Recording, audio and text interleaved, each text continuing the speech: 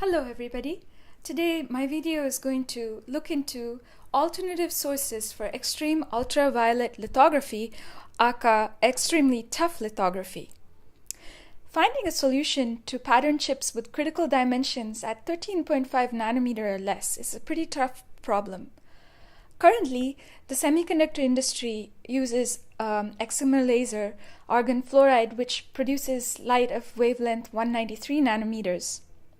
But for future technology nodes, it's necessary to find a source that produces light at considerably shorter wavelengths, 13.5 nanometers or even smaller. So producing EUV light is difficult. And as we know from the course, the currently commercialized methods make use of a laser pulsed plasma or electrical discharge produced plasma, and both these methods have their own set of headaches and difficulties. So the first question that I asked myself was, well, is it possible to make use of EUV light coming from our sun? Does our sun even produce energy in that wavelength range? Of course, there's the additional problems of how we can access that, but I think it's worth thinking about it a little bit. So the second option that I thought of is it possible to make EUV light using synchrotron radiation? And that brings the question, what is synchrotron radiation?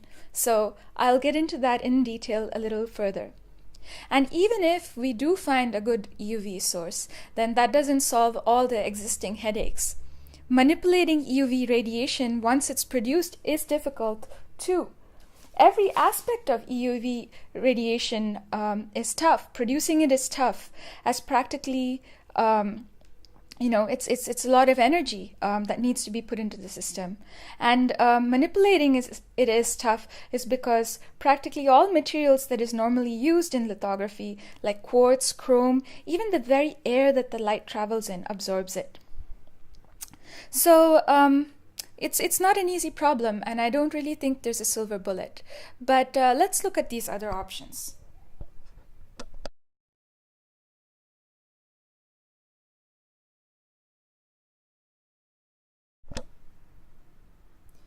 As you can see from this solar spectrum semi-empirically generated from the Space Environment Technologies site, our sun does produce some radiation in the EUV wavelengths that we are interested in. So that was a good thing to know, because it's actually the EUV radiation that powers our Earth's ionospheric and thermosphere as well. So it's very much a factor of interest to people who design satellites and other people who are interested in space weather. What's more, the amount of light that's produced in the EUV varies, and it depends on where the sun is in its on average 11-year solar cycle. However, the issue is, of course, our atmosphere. We already saw that EUV radiation is absorbed by air. That means that in order to access it, then you have to go out into space, maybe to the space station, or perhaps if we get to that stage, to a lunar base or to Mars. And so then it wouldn't be ETL for extra tough lithography, it would be extraterrestrial lithography. So if we want to have an alternate source for EUV on Earth, I think we need to look closer, perhaps to the ground, perhaps underground.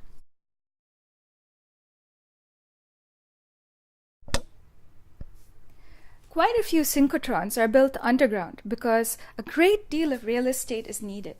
But if you are not familiar with what a synchrotron is, they are one of the brightest X-ray sources that we can build terrestrially. So basically the way it works is that electrons are injected into a ring, and they travel through it in bunches at relativistic speeds due to and they can be controlled by very intense and powerful magnets. So the energy of electrons that are circulating in the ring are given by the magnetic field as well as the radius of curvature traversed. And typically in these synchrotron radiation rings, the electrons have between 10 to the 6 to 10 to the 9 eV in energy. And the critical thing to note is basically how strong the magnetic field is due to the bending magnets outlined in the schematic. So these electrons are traveling in bunches, and they receive a transversal acceleration from the bending magnet fields, and then that results in the emission of the synchrotron radiation. And so the synchrotron radiation is broadband. So like, for example, at Lawrence Berkeley's Advanced Light Source, the bending magnet allows production of light between 10 eV to 5,000 eV. And we know that 13.5 nanometer light corresponds to 93 eV. So that's definitely within the right ballpark. So on the schematic on the left, it shows basically a setup where you have these like tubes which allow you to capture some of the radiation emitted in plane and channel that to steppers, which are housed in environmental enclosures, which presumably will be held at a very high vacuum, so as to allow patterning and so as to avoid the problems with absorption due to the presence of air and so on and so forth.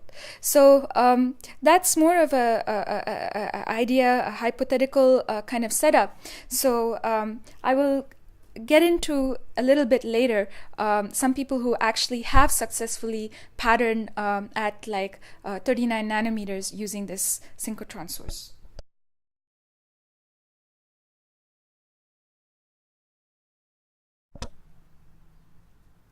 Synchrotrons or particle accelerators are still huge entities, high-tech marvels of engineering that take up entire football fields. In fact, there was quite a lot of brouhaha over the Cornell synchrotron because it was located right under the football field and the football coaches were worried about it.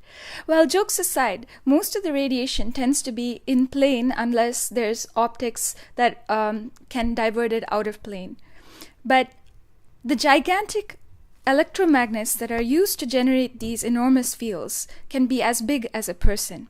So I took a field trip to CERN when I was visiting Switzerland, and I would highly recommend it for anybody who is a physics enthusiast like myself.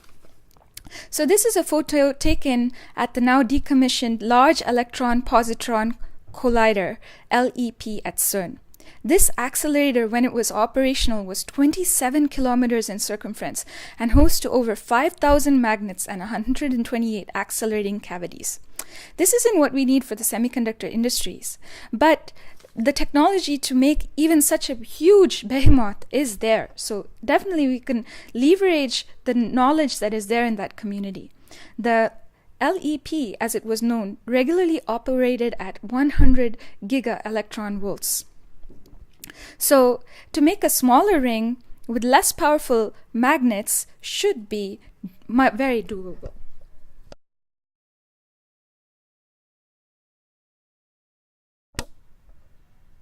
So as you can see from this image, the electromagnets that are used to produce these kind of fields are as large as a person. So moving away from CERN back to the North American context, in this image, what you can see is basically the light sources that are funded by the Department of Energy. And so these guys, they had a bit of a crisis in 2005 when the Department of Energy was asking them, okay, so this is fundamental physics, but what use is it to the world? Taxpayers don't really like the idea of scientists doing very fundamental research using their tax dollars. And that's a problem that CERN has as well. So these people, they need to continue to advocate in order to stay alive. And I'm very glad that they did manage to make a convincing case, because some very important work happens, for example, at the Lawrence Berkeley National Laboratory, and I'll be talking about that in my next slide.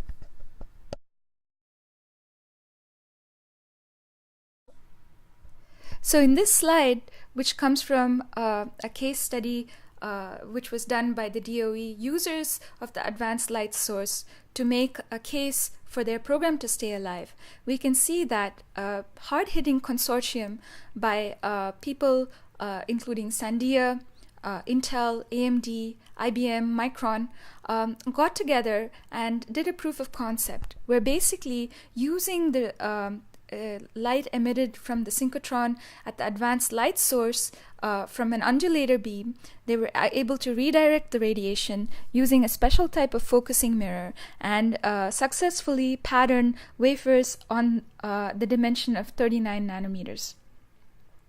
So this was a very good proof of concept. So it shows that it is possible to use synchrotron radiation. But then that brings us to the next point, which is, what are the trade-offs? Are we really doing much better using synchrotron radiation than using existing methods?